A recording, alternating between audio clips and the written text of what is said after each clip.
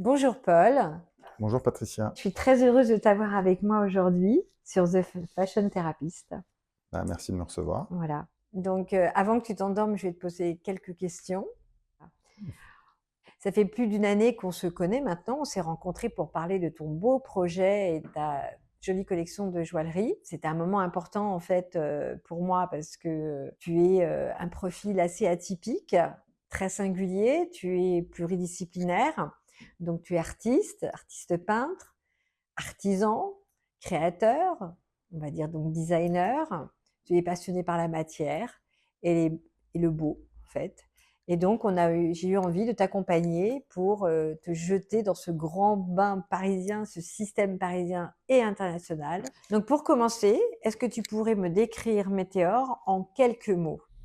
Ok, décrire Météor en quelques mots. Ouais, c'est pas évident de décrire Météor en quelques mots.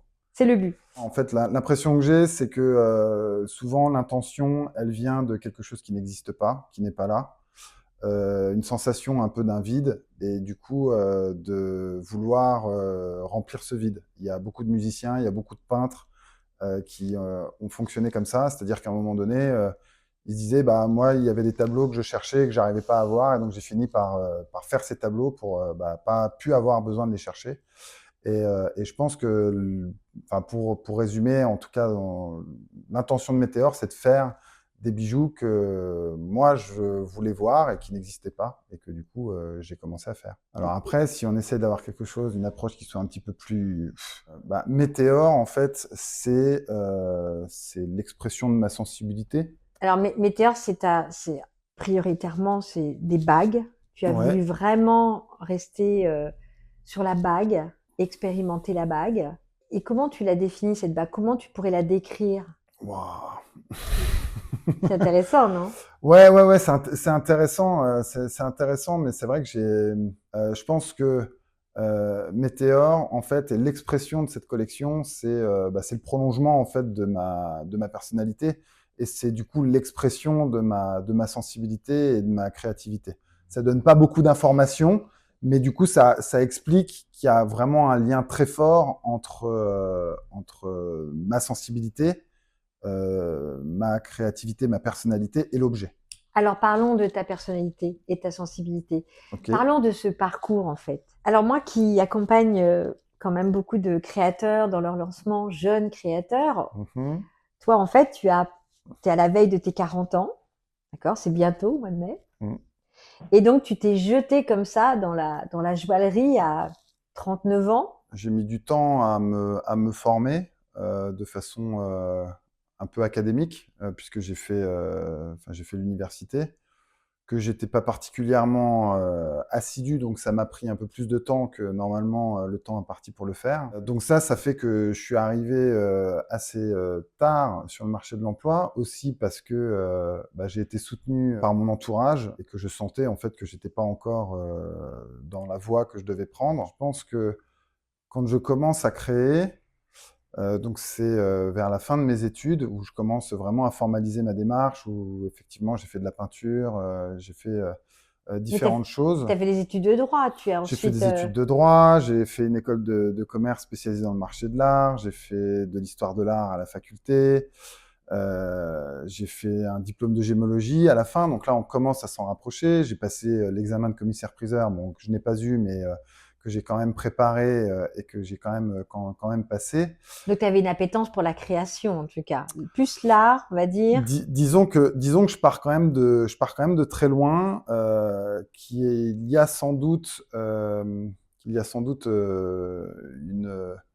une norme et un poids social derrière ça qui en fait au départ me prédestine peut-être pas forcément à ces métiers. Je pense que j'évolue dans un environnement qui est assez éclairé avec des parents aimants qui m'ont laissé le temps en fait et qui du coup m'a permis petit à petit et dans le temps bah, de me rendre compte de qui j'étais et de ce que j'avais vraiment envie de faire. Donc ça, je pense que c'est la première étape et que cette première étape en fait m'amène au médium peinture. Je pense entre autres par les études que j'ai faites en fait. Ça veut dire qu'effectivement quand je commence et que je fais des études d'histoire de l'art, bah, on étudie de fait la peinture, pas seulement mais quand même. Et c'est vrai qu'effectivement c'est peut-être par ce biais-là que je rentre véritablement dans ma créativité, dans ma création en général. Pour répondre à la question sur la joaillerie, Oui, parce qu'il euh, y a quand même un gap, un ravin entre peinture et oui, joaillerie. oui, bien sûr, bien sûr. En fait, la peinture,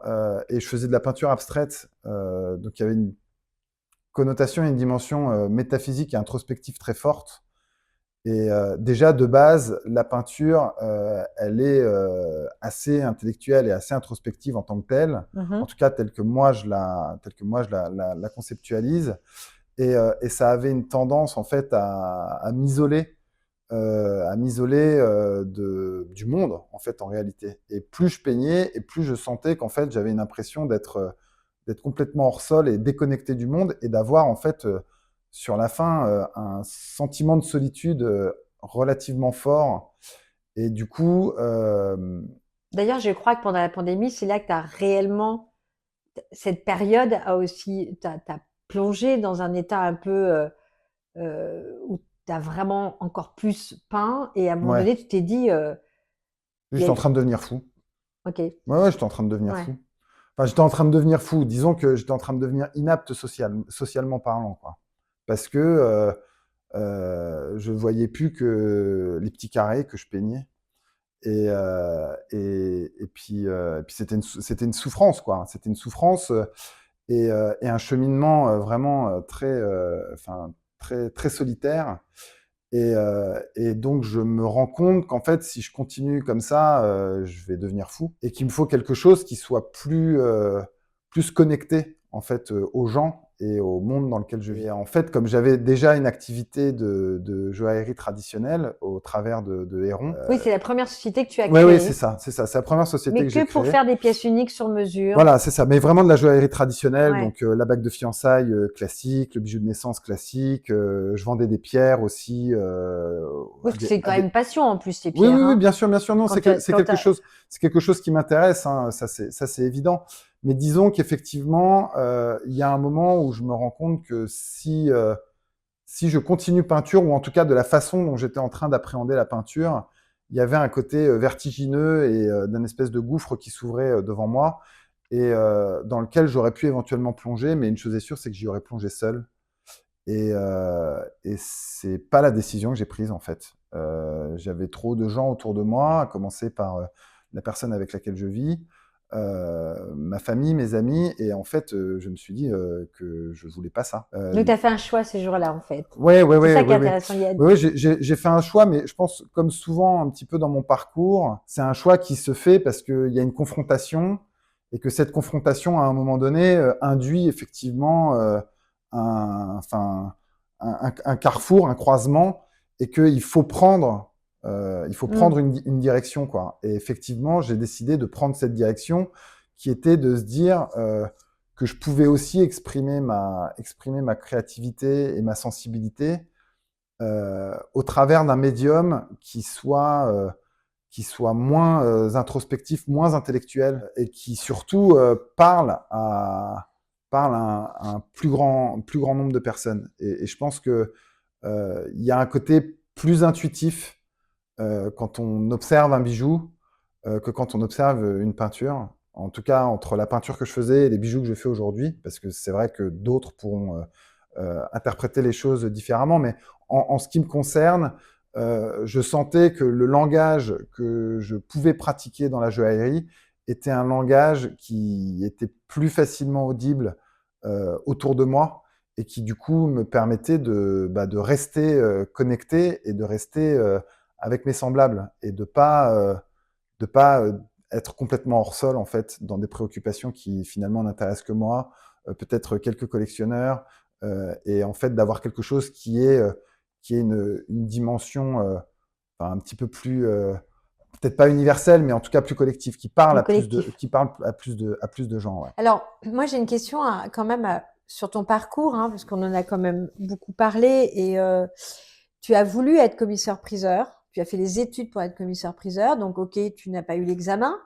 Mais qu'est-ce qui a fait que tu as quand même, il y a eu t'as bifurqué? Parce que je sentais que ça t'habitait énormément, en fait. Ces études d'histoire de l'art, ça te passionnait, ça te passionne et c'est de la culture de toute façon, parce que tu es très curieux. Mais qu'est-ce qui a fait que du coup, tu as quand même bifurqué? Il y a un endroit, Mhm. je sens qu'il y a quelque chose qui a changé. Ouais, ouais, bien sûr, bien sûr, bien sûr.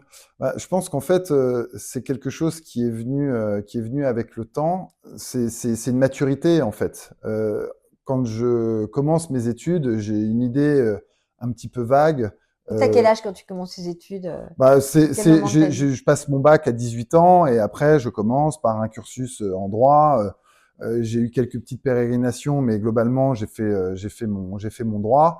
Et ensuite, quand je termine mon droit, j'ai quand même une idée en tête, c'est de partir de ma province. Moi, je suis originaire de Nancy et j'ai des envies d'ailleurs, j'ai des envies de Paris, de la capitale, de l'effervescence, de la richesse et du côté cosmopolite, de la richesse culturelle.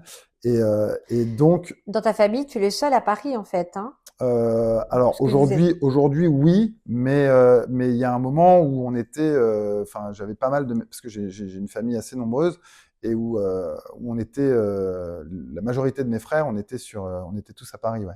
Mais aujourd'hui, je suis le seul de ma famille à vivre à Paris. Et en fait, dans ce cursus pour devenir commissaire-priseur, c'est des études qui sont quand même relativement longues, où on n'est jamais vraiment trop à sa place, puisque quand on fait du droit, bah, les juristes ne nous considèrent pas en tant que tels, puisqu'on sait qu'on va faire autre chose après. Quand on est en histoire de l'art, on n'est pas considéré non plus comme un historien de l'art en tant que tel, puisque on a été juriste au préalable et qu'on vise un métier qui est très particulier. Et moi, en fait, le déclic, il s'est fait avec une rencontre que j'ai faite quand je suis arrivé bah, justement à la Sorbonne en histoire de l'art.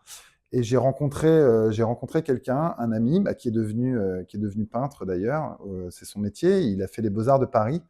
Alors à l'époque, quand on s'est rencontrés, c'était encore un projet, un espèce de rêve un peu fou pour lui que de faire ce métier.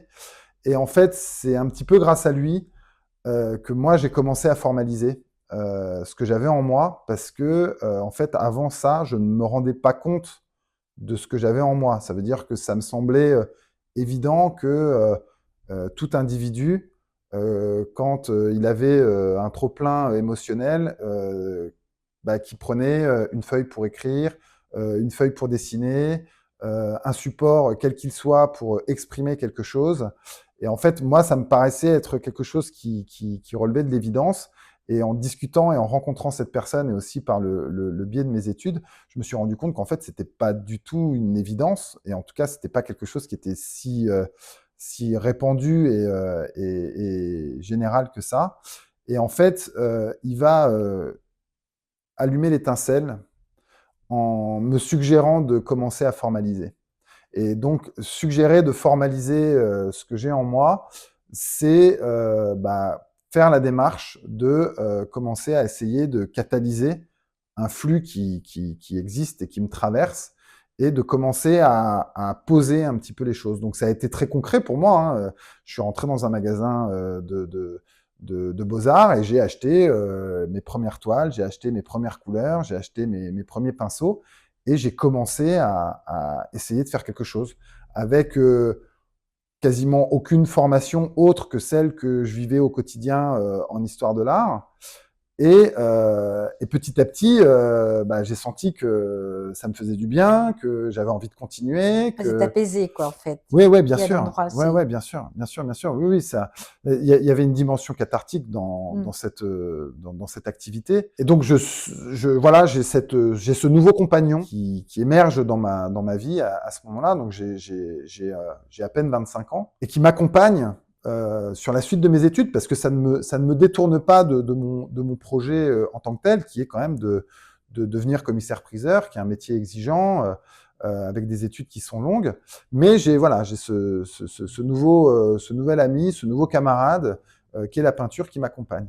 Et en fait, le temps que je termine mes études, j'ai continué à pratiquer, j'ai continué à expérimenter, et en fait, je me suis rendu compte que j'étais face à un conflit d'intérêts dans mon orientation et dans mon projet de carrière futur, parce que bah, le commissaire-priseur, c'est un expert du milieu de l'art, Et on peut pas être des deux côtés du comptoir, quoi. Voilà. Et qui s'intéresse aux artistes. Donc, il s'intéresse En fait, effectivement c'était aux toi artistes. l'artiste. Mais effectivement, voilà. Et en fait, je me suis rendu compte que cette appétence et cette, la façon dont j'étais aspiré par ce domaine, avait une origine qui était beaucoup plus profonde. Donc à partir de ce moment-là, de cette prise de conscience, soit je continue dans la voie de ce projet de commissaire-priseur, et à ce moment-là, mon activité artistique peut exister, mais elle ne sera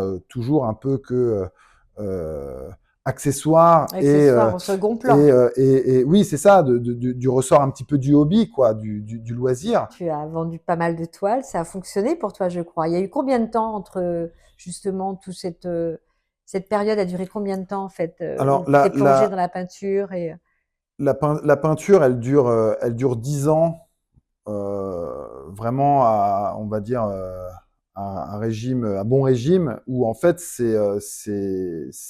moi, je considère mon activité principale.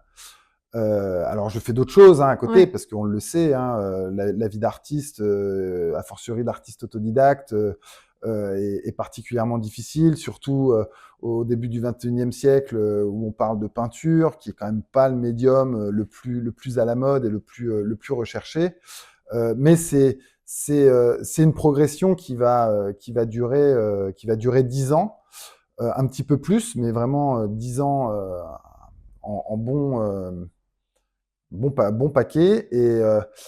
Et c'est effectivement avec les confinements que j'arrive à la fin d'un cycle. Que j'arrive à la fin d'un cycle d'expression personnelle, où je le disais tout à l'heure, un petit peu, voilà, il y avait ce gouffre. Et j'ai senti que il fallait que je mette une distance avec la peinture, que l'approche que j'en avais n'était plus la bonne, et dans mon expression personnelle. Ça veut dire qu'il y avait quelque chose qui était de l'ordre euh, de la frustration, de la peur, de la colère, parce qu'on n'y arrive pas, qu'on ne trouve pas le moyen de formaliser.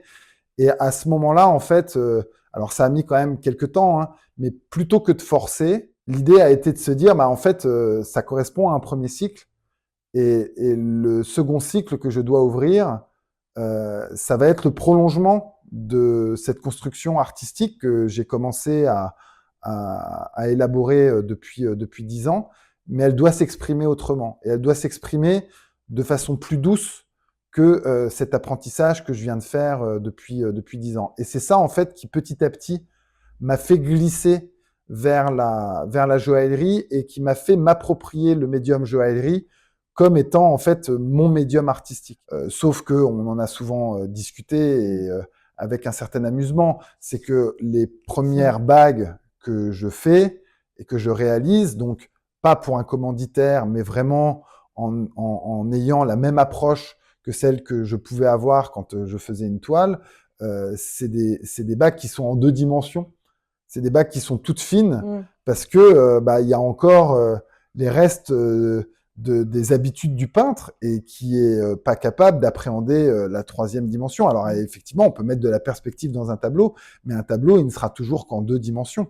Et donc je me souviens de ces premières pièces qui font 2-3 mm d'épaisseur, et qui étaient curieuses par essence, parce que effectivement, justement, elles n'avaient pas d'épaisseur, mais elles signaient bien effectivement que petit à petit, j'étais en train de réussir comme un cours d'eau, en fait, à dévier le cours d'eau pour utiliser et commencer à m'approprier le médium joaillerie. Donc c'est là que Météor a commencé à émerger, parce que Alors, le nom Météor aussi, c'est intéressant, Météor. Météor commence à émerger. Météor, alors effectivement, les prémices de Météor se situent dans ce momentum, dans cet instant-là, mais ça a mis un petit peu plus de temps à se formaliser, parce que c'était très nouveau.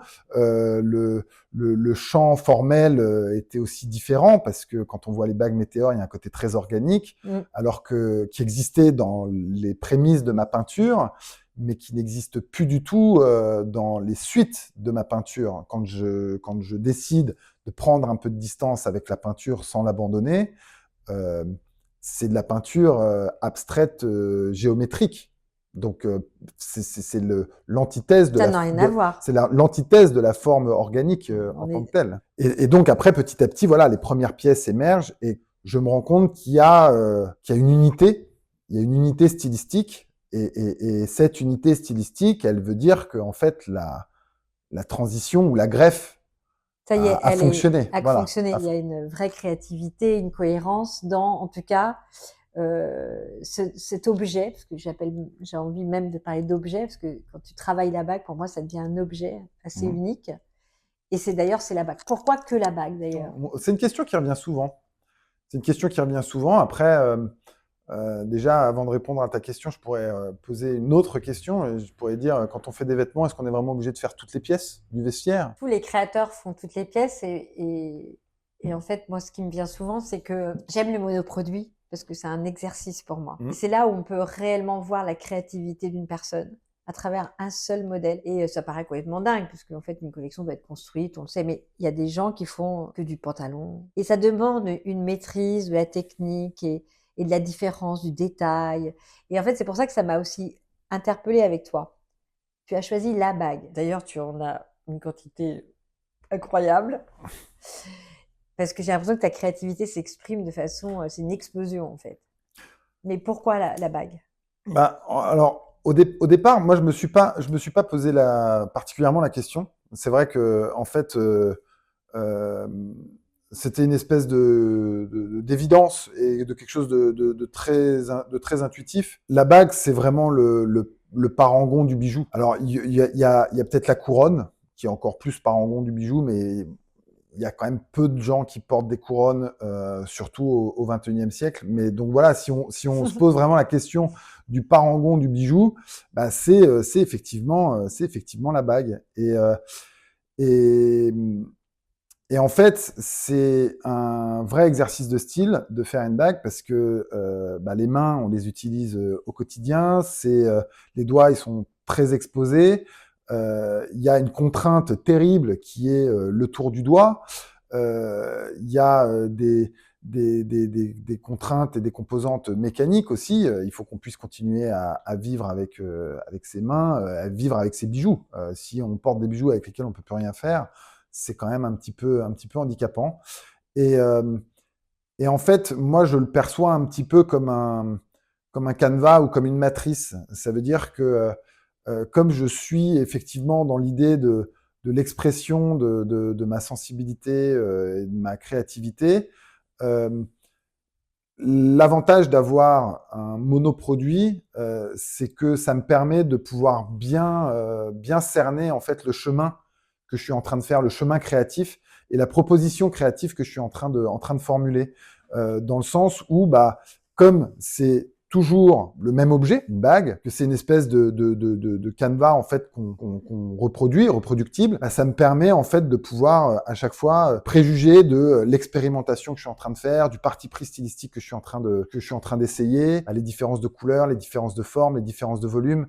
Alors que si j'étais sur des déclinaisons de produits, bah, peut-être que des fois j'aurais l'impression de faire quelque chose de différent, alors qu'en fait, cette différence, elle n'existerait que dans le fait que le produit est en tant que tel différent aussi. C'est-à-dire que bah, forcément, quand on fait des boucles d'oreilles, on va faire des choses qui sont un petit peu plus petites, parce qu'une oreille peut supporter moins de poids que ne peut supporter une main. Donc, j'ai trouvé que d'avoir cette approche depuis la bague, qui est bah, le bijou le plus exigeant et le plus difficile à réaliser, bah, ça me permettait en fait d'avoir un peu cette approche comme si je travaillais par exemple en peinture toujours avec le même format. Je décidais que voilà, c'est ce format qui me correspond et que j'expérimente parce que après, depuis la bague, bah, on a fait le plus difficile du travail et on peut très facilement faire les boucles d'oreilles, faire un bracelet,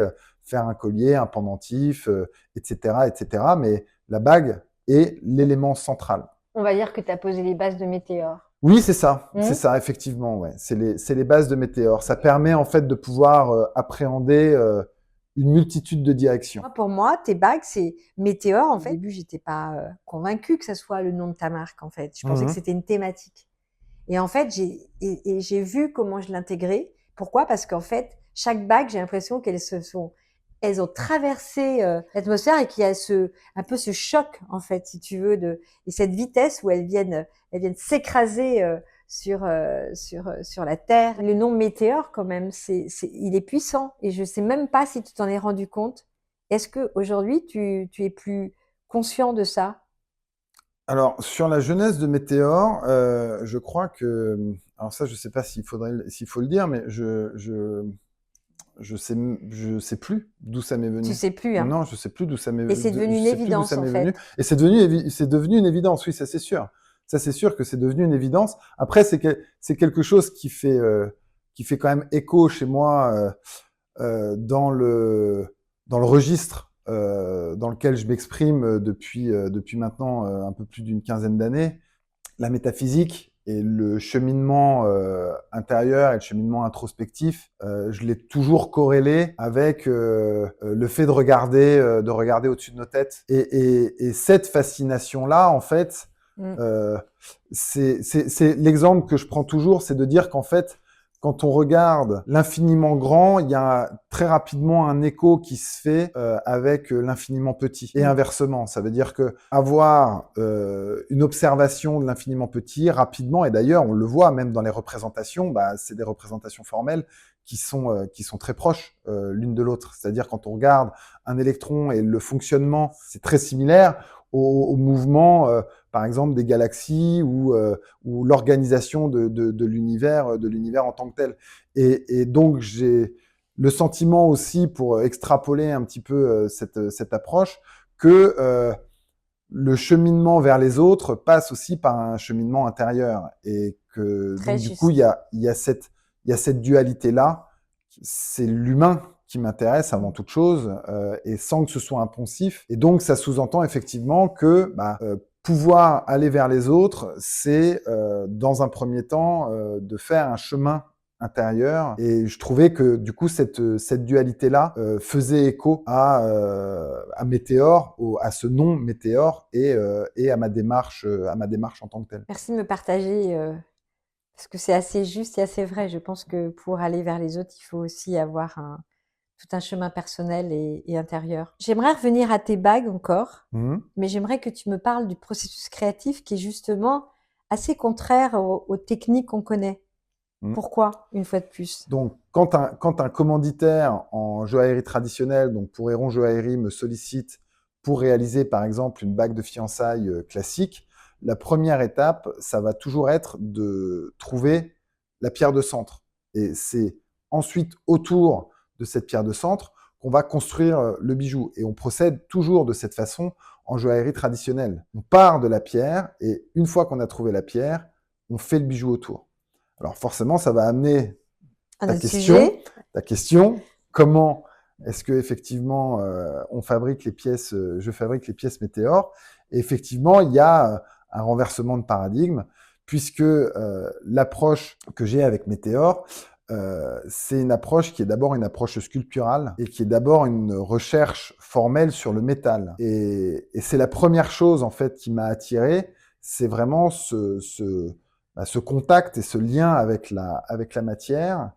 Et donc les pierres, elles sont complètement mises de côté dans la fabrication initiale d'une pièce Météor. Et c'est une originalité.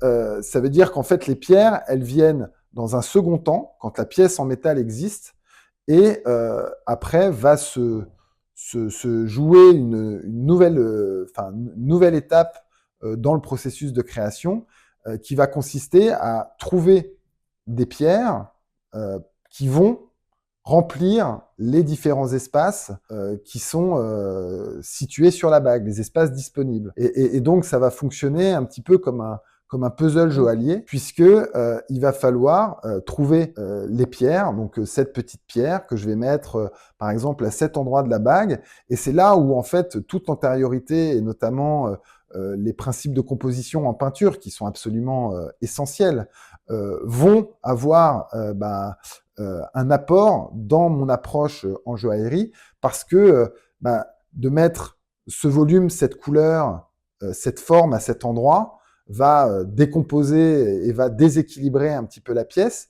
Donc, il va falloir venir trouver une autre pierre, un autre volume, une autre forme, une autre couleur éventuellement pour venir contrebalancer. Et le jeu de construction va se faire suivant en fait ce processus un peu inversé. Très organique en fait. Et jusqu'à trouver en fait un agencement et un équilibre qui fonctionne et qui donne effectivement à la pièce un côté très organique et comme si en fait la pièce existait telle quelle depuis toujours.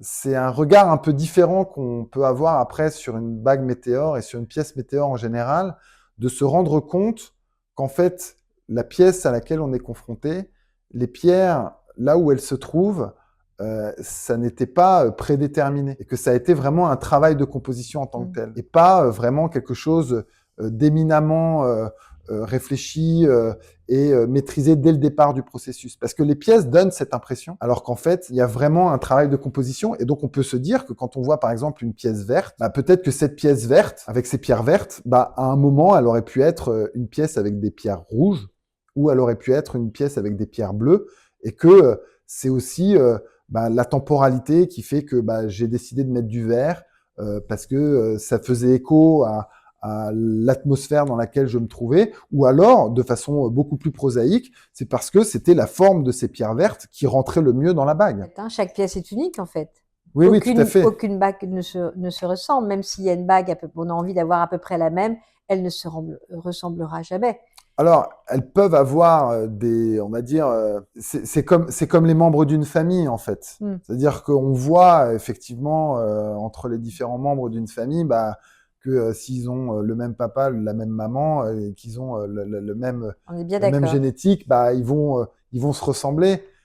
Et ça va aller même au-delà de juste des traits physiques. Ça peut être aussi dans le langage, ça peut être aussi dans le langage non verbal.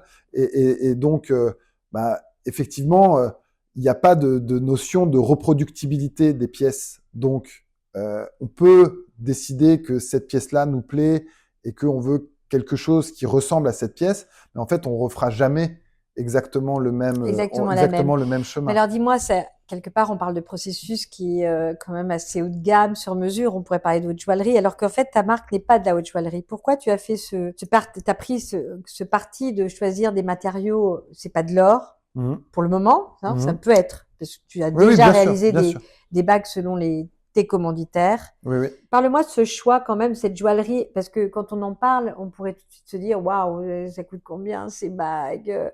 Ça pourrait être la réaction de ceux qui nous écoutent.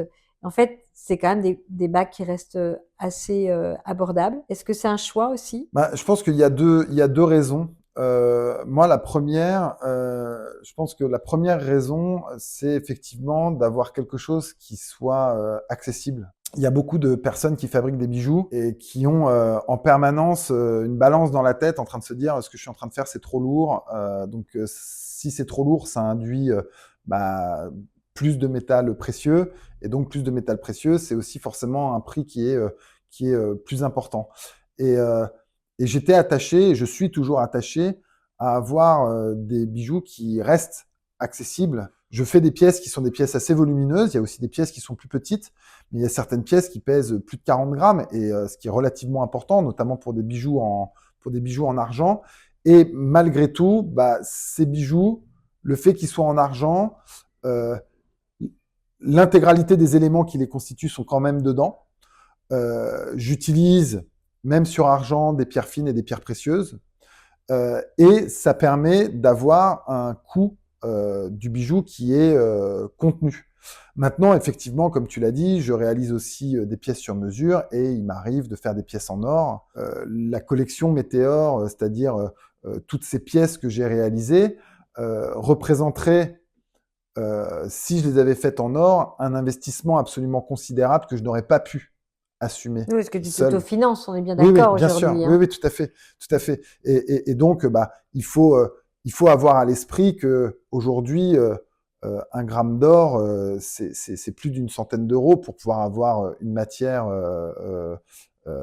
façonnable, alors que le gramme d'argent, lui, coûte quasiment 100 fois moins. Donc, on n'est pas du tout dans les mêmes paradigmes. Donc, Parlons de cette réalité d'entrepreneur et de joaillier. Aujourd'hui, tu es aux prémices d'un développement. Ta marque, elle a une certaine visibilité. La presse, elle commence à la suivre. Ton objectif, ça serait on va dire, de devenir un joaillier établi avec une boutique sur la place parisienne. C'est quoi l'objectif? Quelle est la suite en fait? Est-ce que on pourrait penser que tu pourrais rechanger de médium parce que tu as un parcours extrêmement riche et ça t'emmène dans les champs des possibles pour moi. Mais donc par rapport à la joaillerie, quelle est la suite? Bah, déjà, la première chose, c'est que je me sens plus à l'aise dans le médium joaillerie que je n'étais à l'aise dans le médium peinture.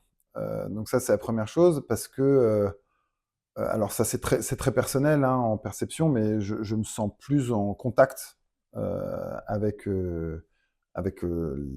La réalité, le le monde monde autour qui de moi, t'entoure. voilà, la réalité, Oui, puis que je ne l'étais avant. et puis tu es professeur. En plus, Oui, oui, je fais de aujourd'hui, je fais de tu fais de l'enseignement, oui, oui, bien sûr. l'enseignement, il y a Oui, oui, une tout à fait. réalité, il y a du concret, Tout il y à a... fait. Donc, ça me permet effectivement d'être plus épanoui aujourd'hui avec le médium joaillerie qu'avec le médium peinture. Et par rapport à la question du devenir et de la suite, bah, j'ai envie de continuer à expérimenter, j'ai envie de continuer à créer, d'essayer, Mais l'objectif, c'est quoi exactement aujourd'hui? Qu'est-ce que Météor pourrait devenir en fait? Bah, Météor, doit devenir ou peut devenir une alternative dans le monde de la joaillerie. Les préceptes qui guident Météor ne sont pas réduits à des concepts marketing et mercantiles. C'est important de vendre des bagues, c'est important de se faire connaître, mais en fait, ce qui me guide, c'est de créer, c'est d'essayer, c'est d'expérimenter et de voir le public et de voir les gens et la réaction des gens à ces propositions, à ces formulations qui sortent un petit peu de l'ordinaire. Donc ça veut dire que sur le marché aujourd'hui, tu as construit les bases d'une nouvelle marque en fait. Moi, je le sens personnellement en tant que professionnelle experte, quand même dans un domaine assez large, dans le domaine de la mode, où j'ai vu naître un vrai embryon de quelque chose de nouveau. Il y a une vraie singularité dans ton travail. Et c'est ce qui, moi, m'intéresse vraiment parce que j'ai une sorte de vision sur du long terme. Enfin, je vois une marque qui est en train qui peut se déployer. Et donc, qu'est-ce que tu aimerais, qui aimerais-tu être en fait sur ce marché de la joaillerie, sur ce marché qui est quand même assez concurrentiel? Comment tu vois cette marque? Bah, une chose est sûre, c'est que je suis très attaché à mon métier et à l'exercice de mon métier. On me dit souvent et on me parle souvent dans mon entourage, on me dit ah mais regarde, il y a telle ou telle marque qui vient d'exploser, ils ont ouvert X points de vente, etc. Et je suis très content pour la réussite de ces entrepreneurs et de ces marques. Mais c'est vrai. Il y a peu de marques qui arrivent à faire ça aujourd'hui. Hein. Oui, oui, oui, bien sûr, C'est un long mais chemin. je veux dire, je n'ai je n'ai aucune amertume ou forme de Non, jalousie, bien quelle sûr. qu'elle soit, pour la réussite de ces marques. Bien au contraire, je suis très content pour elles. Mais c'est vrai que souvent, je pense aux personnes qui dirigent ces structures et je me pose la question de leur métier. Moi, c'est vrai que mon métier, c'est de faire des bagues. Et c'est ce à quoi je suis attaché. Je n'ai pas la vocation d'être un manager, un dirigeant d'entreprise, que je suis de fait, parce que ça fait partie de mon package. Mais disons que la seule aspiration que j'ai, c'est de continuer à faire des bagues pour mes clients. Oui, mais demain, si quelqu'un vient investir dans cette marque et te permet de te déployer en structurant, tu le feras. Mais tu veux garder ta place, effectivement. Bah, Le créateur, c'est toi. on commencera par lui faire une bague. Voilà. On commencera par lui faire une bague. Bon, en tout cas, on peut dire que à l'aube de tes 40 ans, tu commences, c'est plutôt une nouvelle décennie qui est en train de s'annoncer avec beaucoup de sérénité, avec une envie vraiment de te déployer, d'aller explorer des nouveaux champs possibles? Oui, oui. Alors, je pense que c'est une forme de maturité, parce que c'est pas la maturité, mais c'est une forme de maturité, effectivement. Il y a des penseurs, des philosophes, notamment en Asie ou en Orient, qui disent qu'en fait, on est adulte à 40 ans. Parce que, en fait, il faut 40 ans pour être capable de se connaître. Moi, j'ai le sentiment d'avoir pu faire ce chemin jusqu'à maintenant euh, en toute liberté. Et je pense que c'est quelque chose d'absolument fondamental et c'est ce qui me permet à, à l'orée de mes 40 ans de effectivement être parfaitement aligné et d'être parfaitement en phase avec ce que je suis et avec ce que je fais. Donc, entre aujourd'hui l'homme que j'ai devant moi et celui qui a vécu il y a quelques années de ça, cette pandémie comme tout le monde, où il y a eu des grands changements de prise de conscience, tu n'es plus du tout le même en fait. Non, non, non, c'est évident que je ne suis plus le même. Je pense, et ça c'est un de mes mantras, que quelle que soit la circonstance, quelle que soit l'épreuve, il y a toujours du positif à en tirer, et que sur le moment, c'est pas toujours évident de le percevoir, mais que avec le temps on se rend compte que toutes ces épreuves, que ce soit des petites ou des épreuves absolument terribles, euh, nous façonnent et nous grandissent. Donc, si tu avais un conseil à donner à des jeunes qui se lanceraient, qu'est-ce que tu pourrais dire, toi? Il faut pas lâcher, il faut croire dans ce que l'on fait, et il faut y croire pleinement, parce que ça commence par là et c'est le point de départ. Et après, je pense aussi qu'il faut pas avoir peur de se tromper. Je pense que notre société et le système, notre civilisation a une injonction très forte de la performance et du côté utilitariste dans ce qu'on fait. On ne peut jamais présager de ce que nous apporteront les choses. Et en fait, parfois, on se dit, je devrais pas aller là, ou j'ai rien à faire là-bas parce qu'en fait ça m'intéresse pas. Enfin, c'est pas mon univers. Et puis en fait, peut-être que il y a quelqu'un comme vous qui s'est posé les mêmes questions, qui a été aussi. Puis peut-être que cette personne vous allez la rencontrer. Puis peut-être que ça va changer vos vies à tous les deux. Et donc il y a pas d'inutilité en tant que telle. Donc il faut garder sa curiosité, et il faut pas avoir peur, voilà, d'essayer de se tromper, de rire de choses qu'on a pu faire, qu'on a pu dire, et on n'est pas obligé toujours d'avoir cette espèce d'hyper efficacité, d'hyper légitimité dans tout. Et je pense que ça c'est important, a fortiori pour des esprits qui sont des esprits en construction. Merci, Paul. Merci pour ce bel entretien. Merci à vous. On est allé un peu loin, hein. Merci à toi, Patricia. Et écoute, je te souhaite tellement de belles choses, quoi, dans cette aventure qui est juste en train de, on va dire, tu es au début de quelque chose qui peut être très grand. Voilà, merci à toi. J'espère. Enfin, que ce soit à toi ou Enzo, vous n'êtes pas étranger enfin, à la mise en marche et à la mise en route de ce projet et de ce véhicule. Parce que moi, c'est vrai que j'ai souvent la métaphore enfin, du véhicule, et voilà, de ce truc qui se met en mouvement et qui embarque des idées, qui embarque des concepts, mais qui embarque aussi surtout des gens, et avec lesquels on fait des choses et qui nous font nous sentir vivants, quoi. Sentir vivant. Et ça, c'est Ça, c'est. le plus important. Merci à toi. Ça, c'est On le va plus terminer important. là-dessus parce que c'est vraiment les mots les plus importants, se sentir vivant. Et la création, ça permet vraiment de se sentir vivant. Et merci donc. Tout à fait. Merci à vous. À bientôt.